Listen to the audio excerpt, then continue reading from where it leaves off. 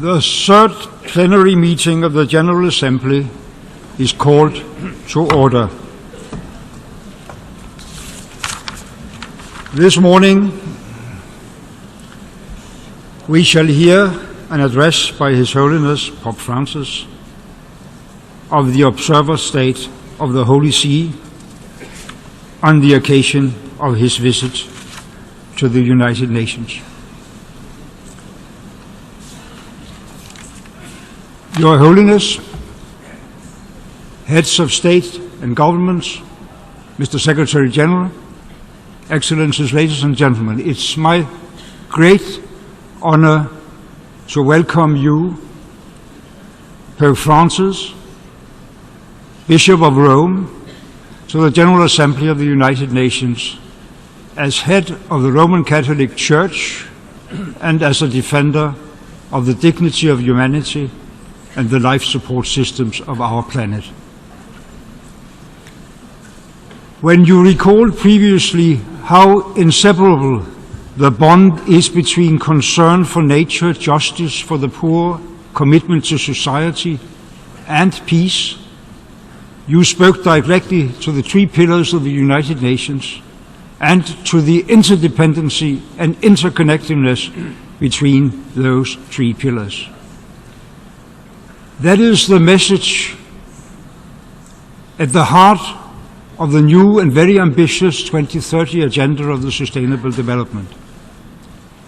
Here we confront the injustices of poverty, marginalization and discrimination. We recognize the need to reduce inequalities and to protect our common home by changing unsustainable patterns of consumption and production. And we identify the overwhelming need to address the politics of division, corruption, and irresponsibility that fuel conflict and hold back development. As Your Holiness has stated, we are indeed united by the same concern. In 2 months' time, at the climate conference in Paris, that unity will be tested. We can and we must find the wisdom and courage to adopt an ambitious climate agreement to protect people and planet. Similar urgency and unity is required to bring an end to the conflicts and violent extremism affecting many parts of the world today. To date, our collective response to the crisis and to the plight of millions of displaced people and refugees has been at best inadequate and at worst a failure of our humanity. The need for this great hall to address these crises with leadership and action in the spirit of solidarity, dialogue and tolerance cannot be overstated. Therefore, we are looking forward so much to listening to Your Holiness's address to the General Assembly of the United Nations. I welcome you once again. And I now give the floor to the Secretary General of the United Nations, His Excellency Ban Ki-moon. Su Santidad Papa Francisco, Your Excellency Mr. Moens Likhatov, President of the General Assembly, distinguished heads of state and government, Excellencies, ladies and gentlemen. Bienvenidos a las Naciones Welcome Unidas. to the United Nations. Es un honor It's an para honor nosotros for ser us sus anfitriones to be your durante hosts esta histórica on visita. this historic visit. For those of us who cherish the United Nations, this chamber is sacred space. In no other hall, from no other platform, can a world leader speak to all humanity. And for decades, that is precisely what world leaders have done. King and queens, presidents, prime ministers, ministers, and popes. But never in our 70-year history has the United Nations been honored to welcome a Pope for the opening of the General Assembly. And never in papal history has the head of Catholic Church addressed such an array of world leaders. Your Holiness, thank you for making history.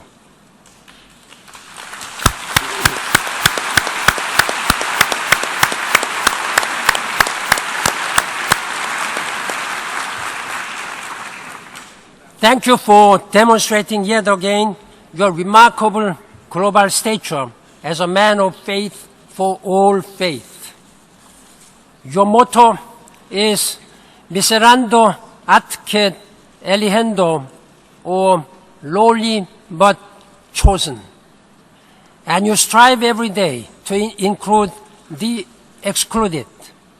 You are at home not in palaces, but among the poor, not with the famous, but with the forgotten, not in official portraits, but in selfies with young people.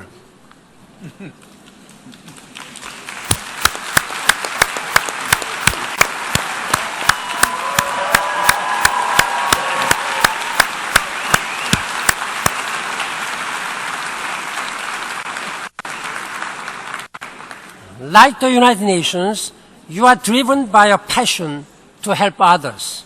Your views move millions. Your teachings bring action. Your example inspires us all. Your visit today coincides with the adoption of the 2030 Agenda for Sustainable Development. But that is no coincidence. You have often spoken of an integral ecology, one that encompasses the environment, economic growth, social justice, and human well-being. In other words, sustainable development for our common home. The recent papal encyclical Laudato Si defined the climate change as a principal challenge facing humanity and the moral issue. This message is critical as we approach the pivotal climate change conference in Paris in December. Across the global agenda, His Holiness is a resounding voice of conscience. He has cried out for compassion for the world's refugees and migrants and solidarity with the people trapped in conflict and poverty. He is committed to lifting up struggling families and shutting down modern-day. He believes in opportunity for young people and bridges between communities. In May 2014, Pope Francis met with the full leadership of the United Nations system at the Vatican. He affirmed that we must mobilize the world beyond religious or political differences to forge a shared vision, a life of dignity for all. On the first page of his recent encyclical, Pope Francis said, I quote, "I wish to address every person living on the planet," end quote. Holiness, welcome to the pulpit of the world. We are here to listen. Muchas gracias. Thank you very much.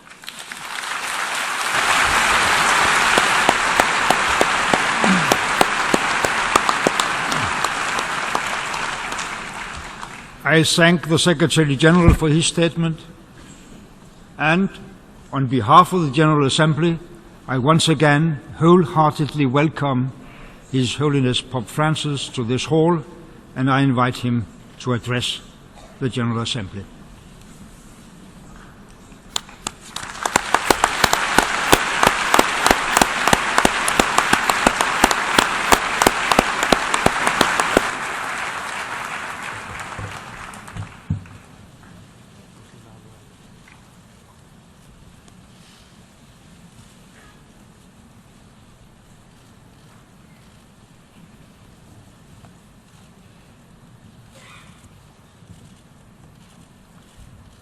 Señor Presidente,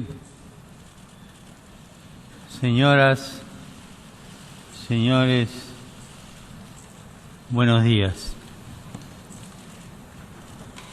Una vez más, siguiendo una tradición de la que me siento honrado, el secretario general de las Naciones Unidas ha invitado al Papa a dirigirse a esta honorable Asamblea de las Naciones. En nombre propio y en el de toda la comunidad católica, señor Ban Ki-moon, quiero expresarle el más sincero y cordial agradecimiento. Agradezco también sus amables palabras. Saludo asimismo a los jefes de Estado y de Gobierno aquí presentes, a los embajadores, diplomáticos y funcionarios políticos y técnicos que los acompañan, al personal de las Naciones Unidas empeñado en esta 70ª sesión de la Asamblea General, al personal de todos los programas y agencias de la familia, de la ONU y a todos los que de un modo u otro participan de esta reunión. Por medio de ustedes, saludos también a los ciudadanos de todas las naciones representadas en este encuentro. Gracias por los esfuerzos de todos y de cada uno en bien de la humanidad. Esta es la 5ª vez que un Papa visita las Naciones Unidas. Lo hicieron mis predecesores Pablo VI en 1965, Juan Pablo II en 1979 y 1995, y mi más reciente predecesor, hoy el Papa Emérito Benedicto XVI, en 2008. Todos ellos no ahorraron expresiones de reconocimiento para la organización, considerándola la respuesta jurídica y política adecuada al momento histórico, caracterizado por la superación tecnológica de las distancias y fronteras y, aparentemente, de cualquier límite natural a la afirmación del poder. Una respuesta imprescindible, ya que el poder tecnológico, en manos de ideologías nacionalistas o falsamente universalistas, es capaz de producir tremendas atrocidades. No puedo, por menos, que asociarme al aprecio de mis predecesores, reafirmando la importancia que la Iglesia Católica concede a esta institución y las esperanzas que pone en sus actividades.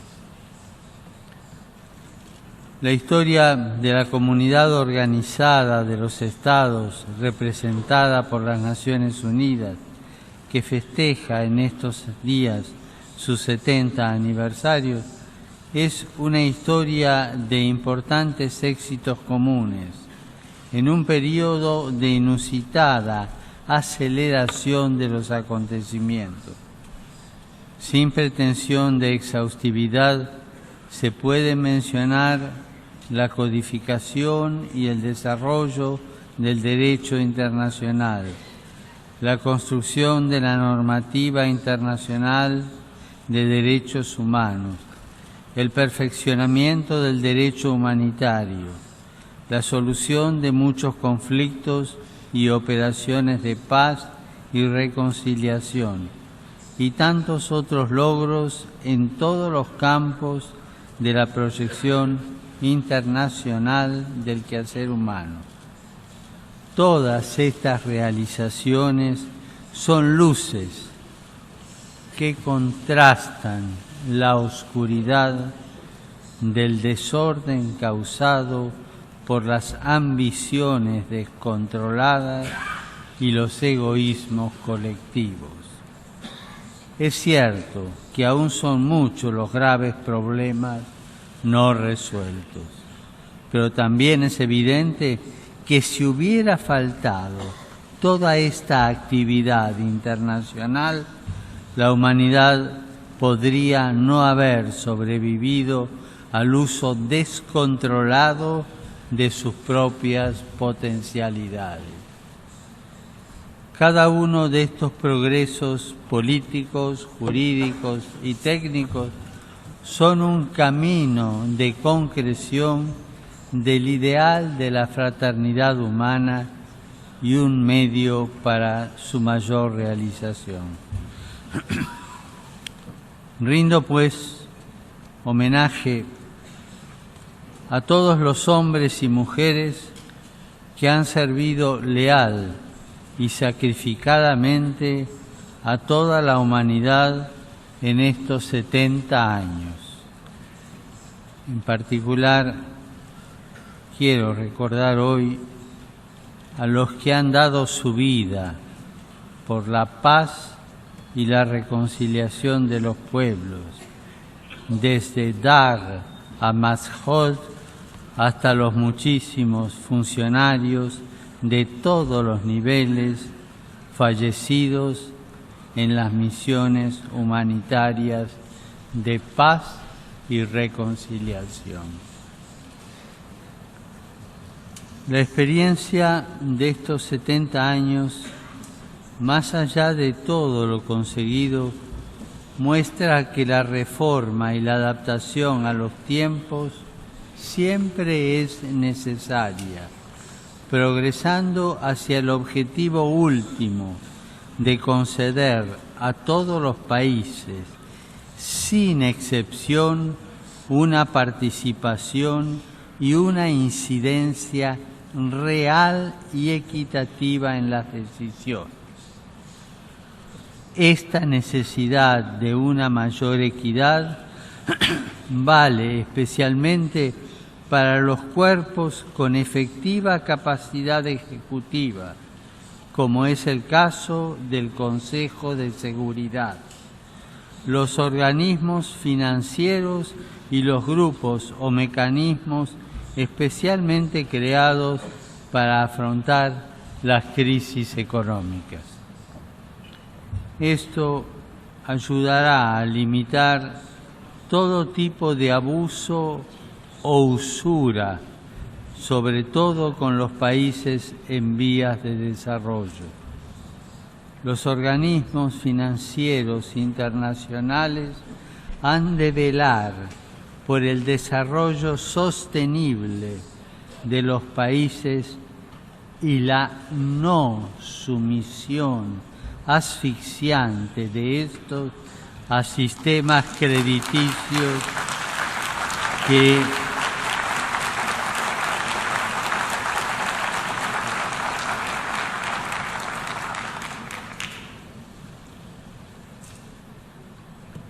los organismos financieros internacionales han de velar por el desarrollo sostenible de los países y la no sumisión asfixiante de estos a sistemas crediticios que, lejos de promover el progreso, someten a las poblaciones a mecanismos de mayor pobreza, exclusión y dependencia.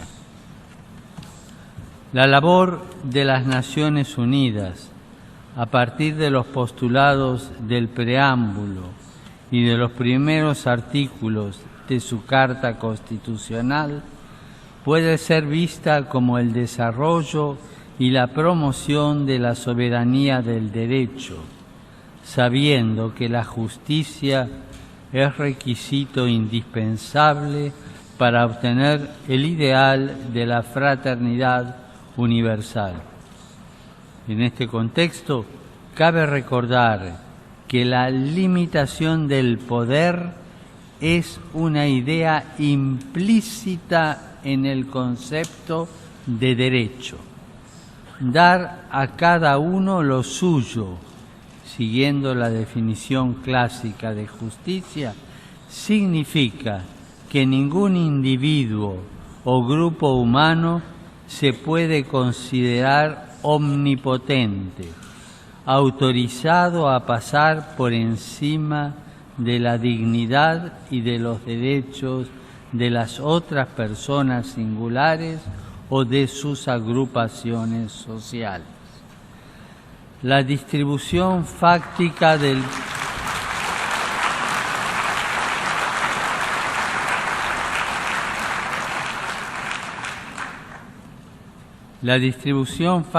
del poder político, económico, de defensa, tecnológico, etc., entre una pluralidad de sujetos y la creación de un sistema jurídico de regulación de las pretensiones e intereses, concreta la limitación del poder. El panorama mundial hoy nos presenta, sin embargo, muchos falsos derechos y a la vez grandes sectores indefensos, víctimas más bien de un mal ejercicio del poder. El ambiente natural y el vasto mundo de mujeres y hombres excluidos, dos sectores íntimamente unidos entre sí, que las relaciones políticas y económicas preponderantes han convertido en partes frágiles de la realidad. Por eso hay que afirmar con fuerza sus derechos, consolidando la protección del ambiente y acabando con la exclusión.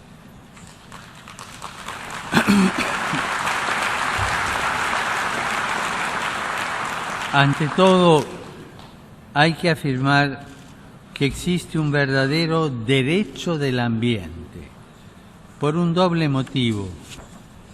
Primero, porque los seres humanos somos parte del ambiente.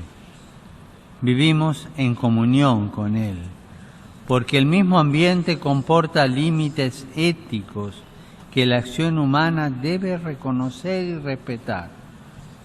El hombre, aun cuando está dotado de capacidades inéditas que muestran una singularidad que trasciende el ámbito físico y biológico, es al mismo tiempo una porción de ese ambiente. Tiene un cuerpo formado por elementos físicos, químicos y biológicos, y solo puede sobrevivir y desarrollarse si el ambiente ecológico le es favorable. Cualquier daño al ambiente, por tanto, es un daño a la humanidad. Segundo, porque cada una de las criaturas, especialmente las vivientes, tiene un valor en sí misma, de existencia, de vida, de belleza y de independencia con las demás criaturas. Los cristianos, junto a otras religiones monoteístas, creemos que el universo proviene de una decisión de amor del Creador, que permite al hombre servirse respetuosamente de la creación para el bien de sus semejantes y para gloria del Creador, pero que no puede abusar de ella y mucho menos está autorizado a destruirla. Para todas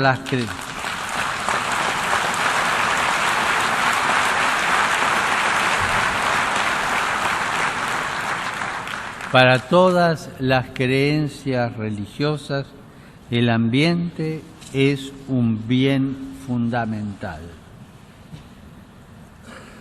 El abuso y la destrucción del ambiente al mismo tiempo van acompañados por un imparable proceso de exclusión. En efecto, un afán egoísta e ilimitado de poder y de bienestar material lleva tanto a abusar de los recursos materiales disponibles como a excluir a los débiles y con menos habilidades, ya sea por tener capacidades diferentes, discapacidades, o porque están privados de los conocimientos e instrumentos técnicos adecuados, o poseen insuficiente capacidad de decisión política. La exclusión económica y social es una negación total de la fraternidad humana y un gravísimo atentado a los derechos humanos y al ambiente. Los más pobres son los que más sufren estos atentados por un triple grave motivo. Son descartados por la sociedad, son al mismo tiempo obligados a vivir del descarte y deben injustamente sufrir las consecuencias del abuso del ambiente.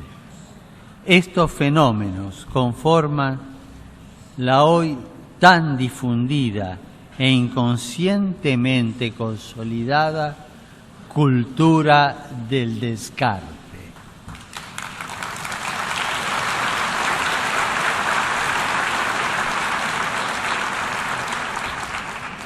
Lo dramático de toda esta situación de exclusión e inequidad, con sus claras consecuencias, me lleva, junto a todo el pueblo cristiano y a tantos otros, a tomar conciencia también de mi grave responsabilidad al respecto, por lo cual alzo mi voz junto a la de todos aquellos que anhelan soluciones urgentes y efectivas. La adopción de la Agenda 2030 para el Desarrollo Sostenible en la Cumbre Mundial que iniciará hoy mismo es una importante señal de esperanza. Confío también que la Conferencia de París sobre el cambio climático logre acuerdos fundamentales y eficaces. No bastan, sin embargo, los compromisos asumidos solemnemente, aunque constituyen ciertamente un paso necesario para la solución. La definición clásica de justicia a que aludía anteriormente contiene como elemento esencial una voluntad constante y perpetua. Justitia est constans, et perpetua voluntas ius sum cuique tribuendi.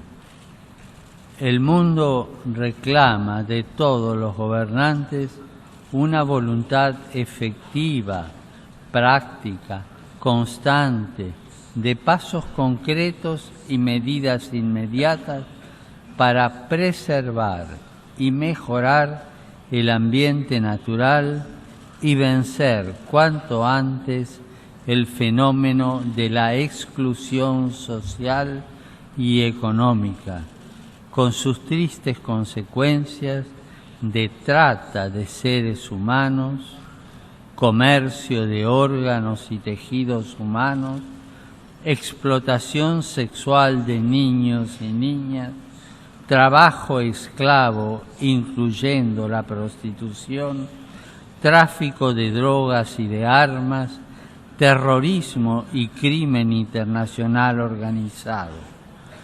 Es tal la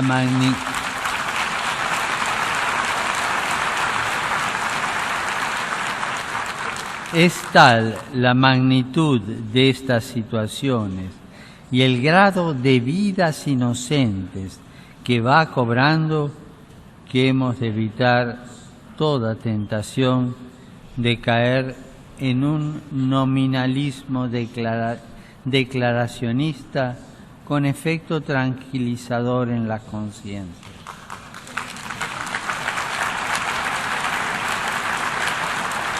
Debemos cuidar que nuestras instituciones sean realmente efectivas en la lucha contra todos estos flagelos. La multiplicidad y complejidad de los problemas exige contar con instrumentos técnicos de medida. Esto, empero, comporta un doble peligro: limitarse al ejercicio burocrático de redactar largas enumeraciones de buenos propósitos, metas, objetivos, indicaciones estadísticas, o creer que una única solución teórica y a priorística dará respuesta a todos los desafíos. No hay que perder de vista en ningún momento que la acción política y económica solo es eficaz cuando se la entiende como una actividad prudencial, guiada por un concepto perenne de justicia y que no pierde de vista en ningún momento que antes y más allá de los planes y programas hay mujeres y hombres concretos, iguales a los gobernantes, que viven, luchan, sufren y que muchas veces se ven obligados a vivir miserablemente privados de cualquier derecho.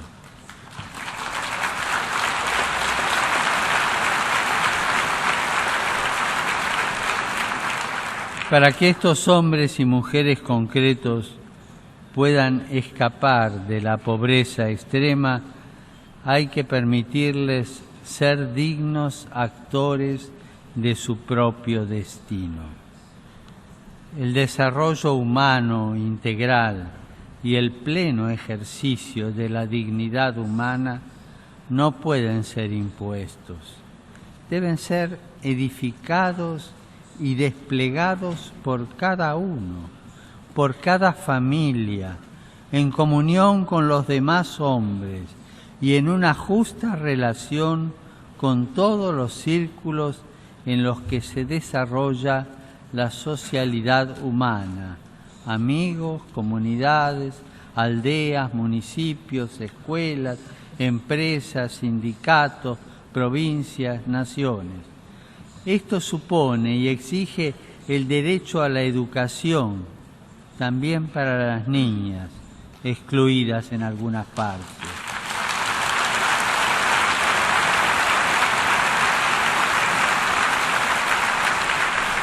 Derecho a la educación que se asegura en primer lugar respetando y reforzando el derecho primario de la familia a educar y el derecho de las iglesias y de las agrupaciones sociales a sostener y colaborar con las familias en la formación de sus hijas e hijos.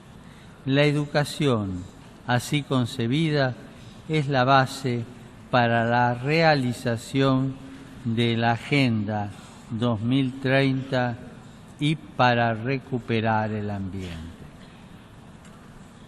Al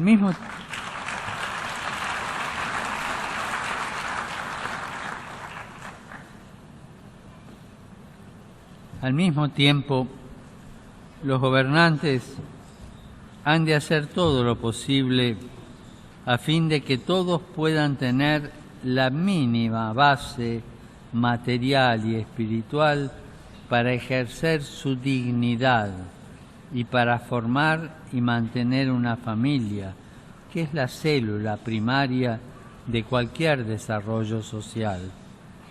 Este mínimo absoluto tiene en lo material 3 nombres: techo, trabajo y tierra. Y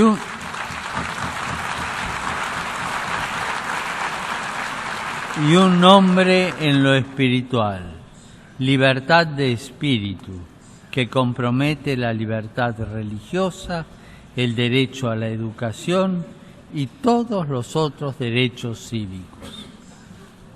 Por todo esto, la medida y el indicador más simple y adecuado del cumplimiento de la nueva agenda para el desarrollo será el acceso efectivo, práctico e inmediato para todos a los bienes materiales y espirituales indispensables: vivienda propia, trabajo digno y debidamente remunerado, alimentación adecuada y agua potable, libertad religiosa y, más en general, libertad de espíritu y educación.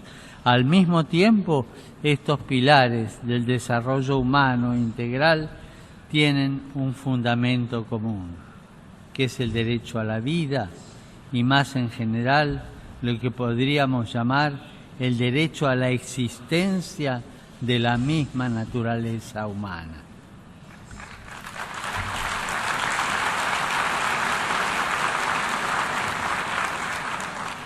La crisis ecológica, junto con la destrucción de buena parte de la biodiversidad,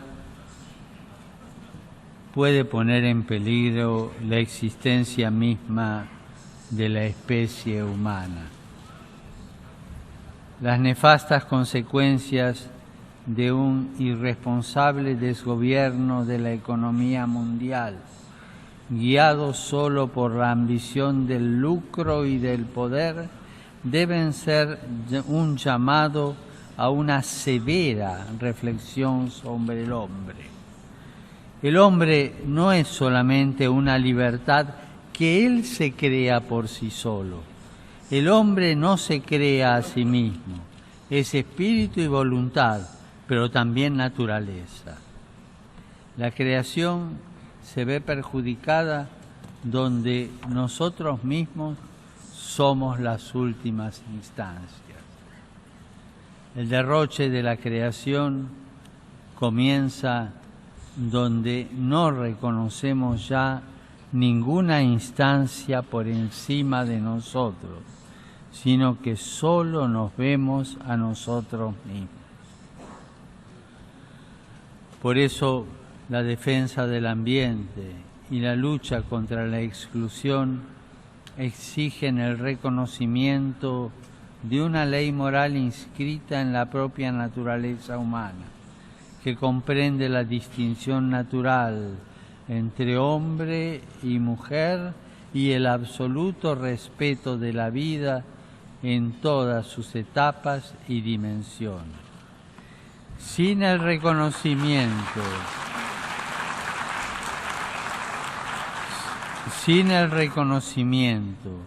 de unos límites éticos naturales, insalvables, y sin la actuación inmediata de aquellos pilares del desarrollo humano integral, el ideal de salvar las futuras generaciones del flagelo de la guerra y de promover el progreso social y un más elevado nivel de vida en una más amplia libertad, corre el riesgo de convertirse en un espejismo inalcanzable, o peor aún, en palabras vacías que sirven de excusa para cualquier abuso y corrupción, o para promover una colonización ideológica a través de la imposición de modelos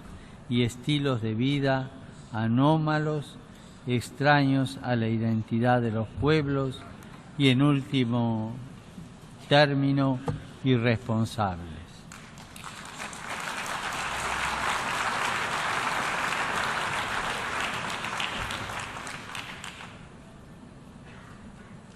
La guerra es la negación de todos los derechos y una dramática agresión al ambiente. Si se quiere un verdadero desarrollo humano integral para todos, se debe continuar incansablemente con la tarea de evitar la guerra entre las naciones y los pueblos. Para tal fin,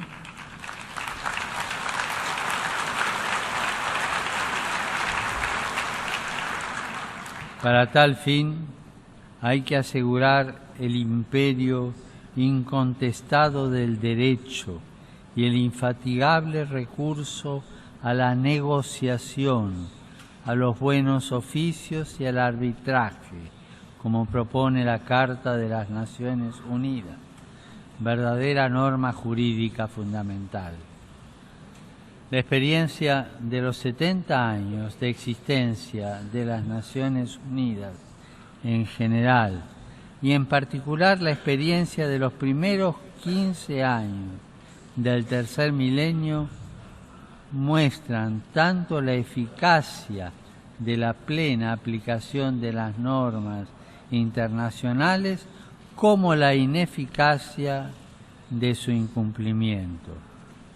Si se respeta y aplica la Carta de las Naciones Unidas con transparencia y sinceridad, sin segundas intenciones, como un punto de referencia obligatorio de justicia y no como un instrumento para disfrazar intenciones espurias, se alcanzan resultados de paz. Cuando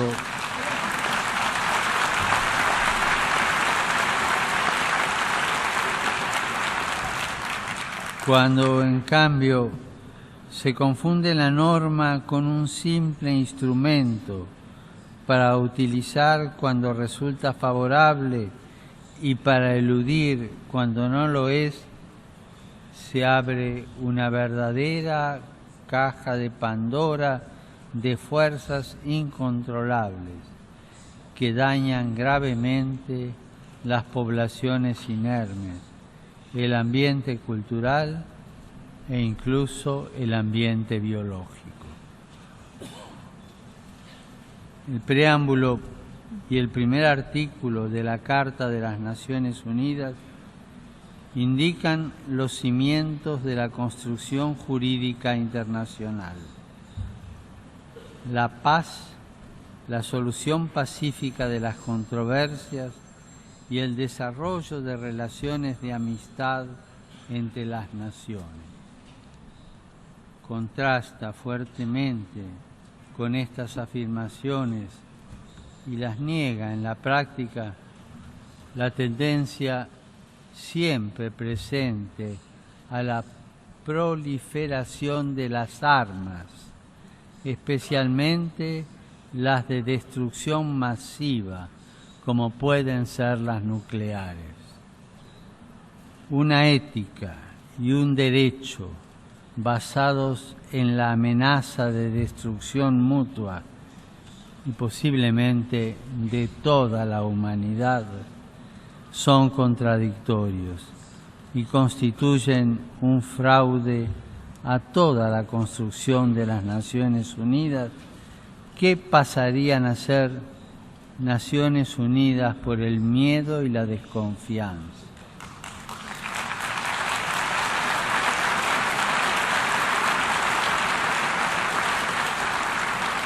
Hay que empeñarse por un mundo sin armas nucleares, aplicando plenamente el Tratado de No Proliferación en la letra y en el espíritu, hacia una total prohibición de estos instrumentos.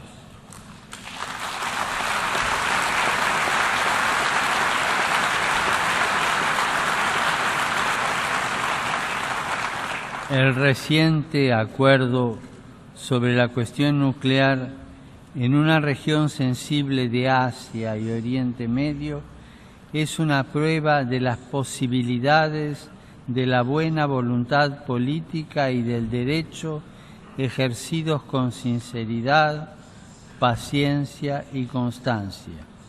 Hago votos para que este acuerdo sea duradero y eficaz y dé los frutos deseados con la colaboración de todas las partes implicadas.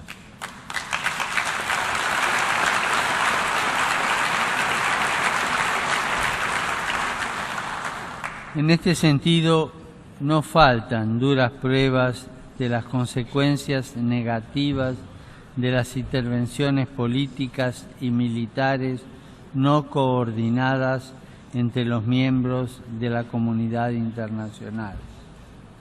Por eso, aún deseando no tener la necesidad de hacerlo, no puedo dejar de reiterar mis repetidos llamamientos en relación con la dolorosa situación de todo el Oriente Medio, del norte de África, de otros países africanos, donde los cristianos, junto con otros grupos culturales o étnicos, incluso junto con aquella parte de los miembros de la religión mayoritaria que no quiere dejarse envolver por el odio y la locura, han sido obligados a ser testigos de la destrucción de sus lugares de culto, de su patrimonio cultural y religioso, de sus casas y haberes, y han sido puestos en la disyuntiva de huir o pagar su adhesión al bien y a la paz con la propia vida o con la esclavitud. Estas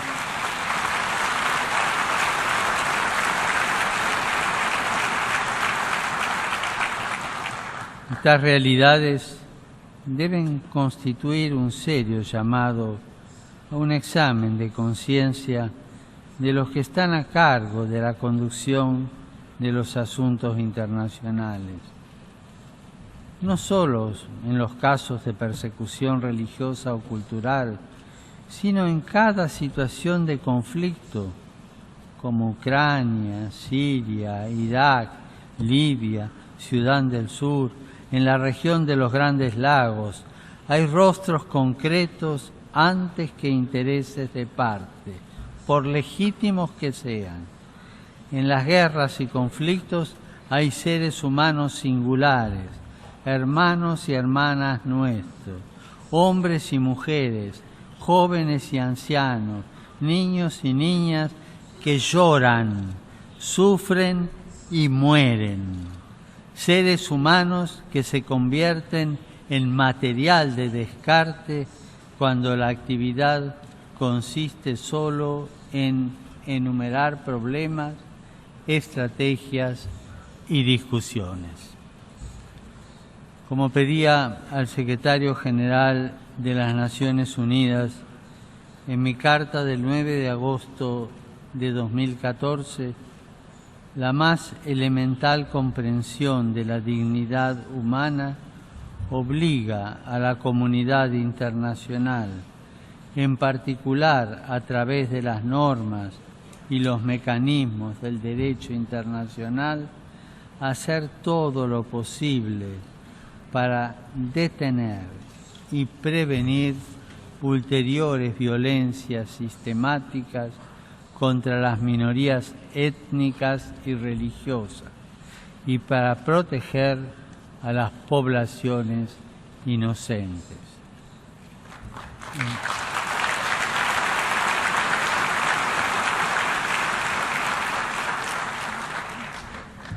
Y en esta misma línea quisiera hacer mención a otro tipo de conflictividad no siempre tan explicitada, pero que silenciosamente viene cobrando la muerte de millones de personas. Otra clase de guerra que viven muchas de nuestras sociedades con el fenómeno del narcotráfico. Una guerra asumida y pobremente combatida. El narcotráfico, por su propia dinámica, va acompañado de la trata de personas, del lavado de activos, del tráfico de armas, de la explotación infantil y de otras formas de corrupción. Corrupción que ha penetrado los distintos niveles de la vida social, política, militar, artística y religiosa, generando en muchos casos una estructura paralela que pone en riesgo la credibilidad de nuestras instituciones.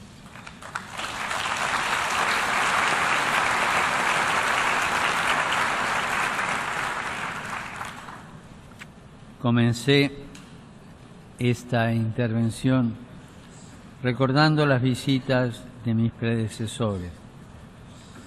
Quisiera ahora que mis palabras fueran especialmente como una continuación de las palabras finales del discurso de Pablo VI, pronunciado hace casi exactamente 50 años, pero de valor perenne.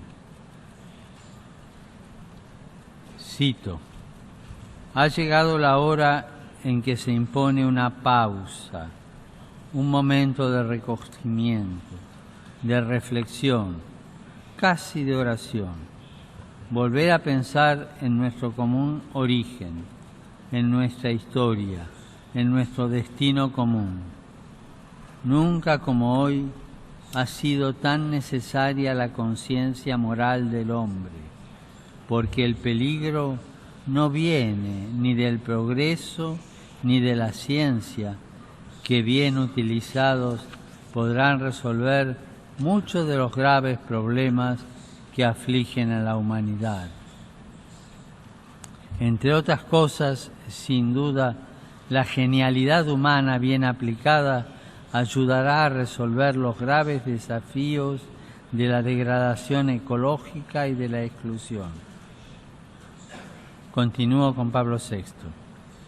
El verdadero peligro está en el hombre, que dispone de instrumentos cada vez más poderosos, capaces de llevar tanto a la ruina como a las más altas conquistas.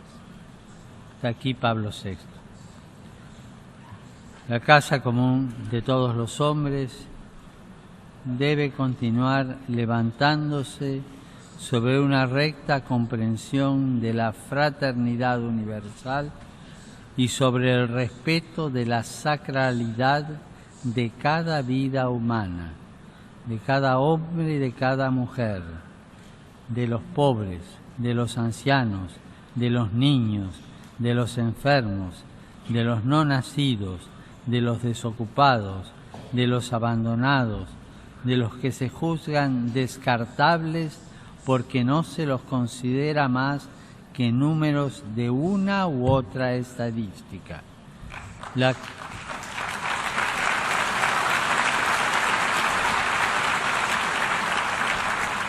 La casa común de todos los hombres debe también edificarse sobre la comprensión de una cierta sacralidad de la naturaleza creada.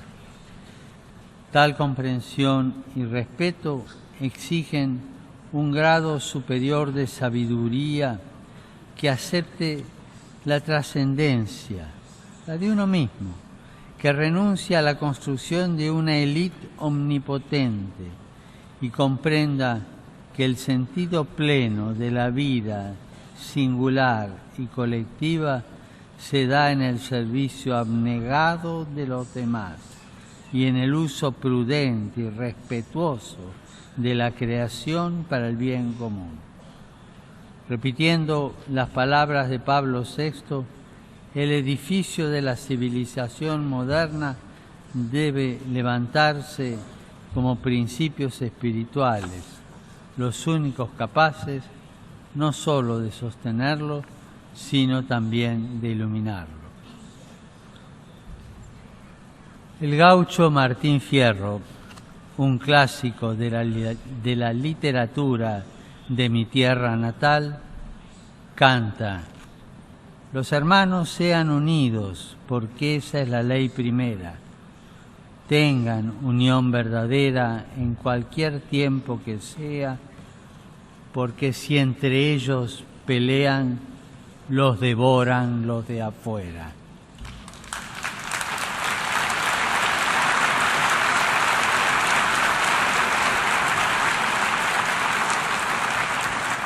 El mundo contemporáneo, aparentemente conexo, experimenta una creciente y sostenida fragmentación social que pone en riesgo todo fundamento de la vida social y por lo tanto termina por enfrentarnos unos con otros para preservar los propios intereses.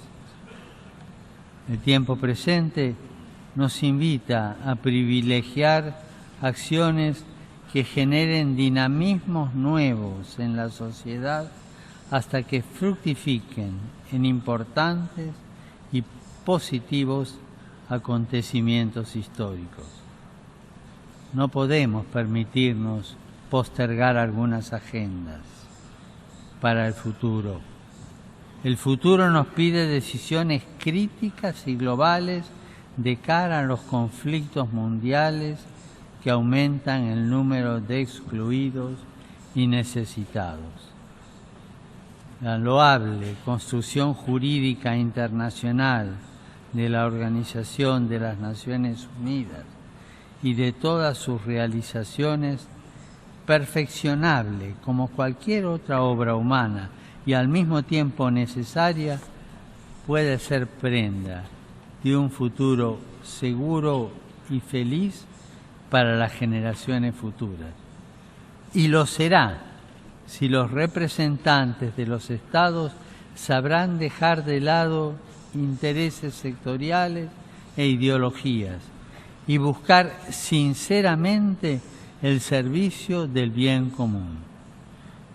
Pido a Dios Todopoderoso que así sea y les aseguro mi apoyo, mi oración y el apoyo y las oraciones de todos los fieles de la Iglesia Católica para que esta institución, todos sus estados miembros y cada uno de sus funcionarios rinda siempre un servicio eficaz a la humanidad, un servicio respetuoso de la diversidad y que sepa potenciar para el bien común lo mejor de cada pueblo y de cada ciudadano. Que Dios los bendiga a todos.